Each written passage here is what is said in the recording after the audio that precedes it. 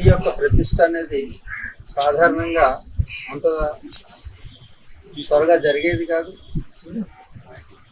ఈ కలియుగంలో పృథ్వీ నుంచి ఉద్భవించినటువంటి శనీశ్వరుడు ఉన్నటువంటి స్థలం ఇది. ఈ స్థలం యొక్క వైశిష్ట్యం ఏమిటంటే కైలాసగిరి, ఇటు ఋషికొండ, ఈ రెండింటి మధ్యన విశాఖ నగరంలో సముద్ర తీరంలో విశాఖపట్నానికి ఈశాన్య దిక్కులో వెలిసి ఉన్నటువంటి శనీశ్వరుడు చాలా అరుదుగా జరిగేటువంటి సంఘటన. అలాగే ఈ క్షేత్రం నాగక్షేత్రం. ఈ నాగక్షేత్రంలో నాగేంద్రుడు కొలువై ఉన్నటువంటి క్షేత్రం ఇది. ఇది సాధారణంగా తపోస్థలిగా భావిస్తున్నాం. ఏం చేతనంటే గతంలో కైలాసగిరిలో ఓంకార స్వామీజీ తపస్సు చేసిన ప్రదేశం. అంతకుముందు ఈ కలియుగం ప్రారంభానికి ముందుగానే సప్త ఋషులు తపస్సు చేసిన ప్రదేశం కైలాసగిరిని, ఆ కైలాసంలో ఉన్నటువంటి శక్తి కైలాసగిరిలో ఉందని అక్కడ గుర్తించినటువంటి శాంతాశ్రమ వ్యవస్థాపకులు ఓంకార స్వామీజీ మనకి అక్కడే తపస్సు చేయడం జరిగింది. దానికి మెచ్చుకున్నటువంటి అప్పుడు బ్రిటిష్ ప్రభుత్వం వారు ఆ కొండని స్వామీజీకి ఇవ్వడం జరిగింది. తదనంతరం అక్కడ కైలాస లింగాన్ని ప్రతిష్ఠించడం జరిగింది. అక్కడే ఈ కలియుగానికి పూర్వం సప్త ఋషులు తపస్సు చేశారని, అక్కడి నుంచి ఈ దారి గుండా నడుచుకుని ఋషికొండ పక్కన ఉన్నటువంటి ఋషికొండలో తపస్సు చేయడానికి వెళ్ళేవారని, ఇక్కడ పెద్ద వటవృక్షం ఉండేదని మాకు ధ్యానావస్థలో తెలిసినటువంటి ఒక విషయం. అంచేతే ఇక్కడ ఈ శివలింగం ఎదురుగా ఉన్నటువంటి ఆ సైకత లింగం, అంటే సైకత లింగం అనేది కూడా కలియుగంలో ఎక్కడా ప్రతిష్ఠించబడలేదు.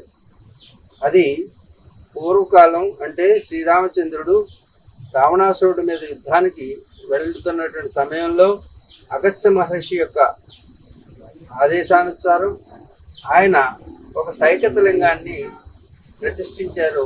దాని పేరే రామేశ్వరం. ఆ రామేశ్వరంలో ఉన్నటువంటి సైకత లింగం తర్వాత కలియుగంలో ఈ చేతుల మీదుగా ధ్యానావస్థలో ఉండగా ఒక 10 గంటల్లో ఆ శివుడు సైకత లింగం తయారైంది. ఆ సైకత లింగం కలియుగంలో ఇదే ప్రథమంగా తయారైనటువంటి లింగం. అలాగే ఈ శనీశ్వరుడు మనకి ఈ భూమిలోంచి పుట్టుకొచ్చినటువంటి శనీశ్వరుడు. ఇప్పుడు మీకు కనిపిస్తున్నది ఆయన ఈ ఊర్ధ్వ భాగం మాత్రమే కనిపిస్తుంది, అదో భాగం అంతా కూడా భూమిలో ఉన్నది. కాబట్టి ఇలాంటి అరుదైనటువంటి ఘటన కలియుగంలో ఎక్కడా కూడా జరగలేదు. ఇది శనీశ్వర ప్రతిష్ఠ అంటే చాలా యోగశక్తి కావాల్సినటువంటి అవసరం ఉంటుంది. అలాంటి యోగుల చేతుల మీదుగా ప్రతిష్ఠించబడినటువంటి ఈ యొక్క ఆకృతిలో మీరు చూసినట్టయితే, ఇక్కడి నుంచి చూసినట్టయితే హనుమంతుడు కనపడతాడు, నాగేంద్రుడు కనపడతాడు, అలాగే నాలుగు తెరిచి ఉన్నటువంటి కాళికాదేవి కనపడుతుంది, అలాగే మీకు నరసింహస్వామి కనపడతాడు, ఇద్దరు నరసింహస్వామి, లక్ష్మీ నరసింహస్వామి కనపడుతుంటారు, అలాగే వరాహ లక్ష్మీ నరసింహస్వామి కూడా కనపడతారు. మొత్తం ఆకృతిని కింద వరకు చూసినట్టయితే నాగేంద్రుడు కనపడుతుంటాడు. ఇలా దేవతలందరూ కూడా ఆ ముఖార విందంలో ప్రత్యక్షం అవడం ఇక్కడ ఉన్నటువంటి శనీశ్వరుడు యొక్క విశిష్టత. ఎందుకంటే ఈ శనీశ్వరుని దర్శిస్తే మీకు ఇతర శనీశ్వర ఆలయాల్లా కాకుండా ఇక్కడ మీరెవరూ వెంటనే తలంటుకోవాల్సిన అవసరం లేదు, అలాగే బట్టలు మార్చుకోవాల్సినటువంటి అవసరం లేదు, ఎలాంటి నియమాలకి భయానికి లోనయ్యేటటువంటి శనీశ్వరుడు కాదని ఇక్కడ యోగ ప్రతిష్ఠ జరిగినటువంటి ఈ శనీశ్వరుడిని అందరూ పూజించవచ్చు.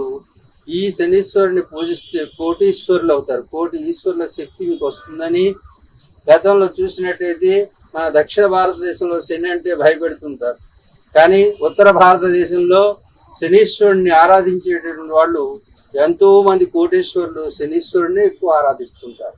కాబట్టి అలాంటి శనీశ్వరుడికి ఉత్కృష్టమైనటువంటి ఈరోజు శని త్రయోదశ. మీరందరూ ధన్యులు. ఆ యొక్క శనీశ్వరుని యొక్క ఆశీస్సులు ఉంటే ఇది శుభకృత నామ సంవత్సరం. ఈ శుభకృత నామ సంవత్సరానికి శనే అధిష్టాన దేవత. కాబట్టి మీకంతా కూడా శుభకృతి అనేటటువంటిది ఈ నామ సంవత్సరం. కాబట్టి ఈ సంవత్సరంలో అందరికీ కూడా శుభమే జరుగుతుంది. ఆ శని ఆశీస్సులు ఉన్న వాళ్ళందరికీ శుభం జరుగుతుంది. శని ప్రకోపిస్తే అందరికీ దారిద్ర్యం తాండవిస్తుంది. కాబట్టి శని యొక్క అనుగ్రహంతో వచ్చినటువంటి ఈ సంవత్సరం అందరికీ శుభం కలగాలని శుభం శుభం శుభం. జై బోలో శనిదేవ్ మహారాజ్ की जय, बोलो शनिदेव महाराज की जय, बोलो शनिदेव महाराज की जय।